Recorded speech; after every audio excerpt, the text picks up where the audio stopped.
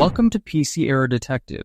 In this video, I will show you how to bold in Discord, so your messages can stand out and look more powerful.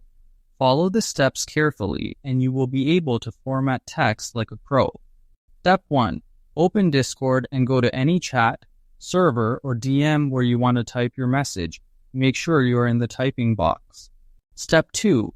To make a word or sentence bold, you need to use double asterisks.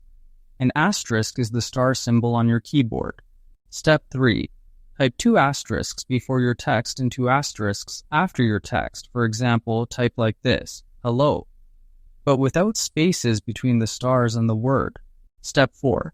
After typing, press enter. Your text will now appear bold in the chat, making it easier to highlight important words. Step 5. If bold is not working, check that there are no spaces between the stars and the text, because even a small space will break the formatting. Bonus tip, you can also combine bold with italics by using 3 asterisks on each side to make text bold and italic at the same time.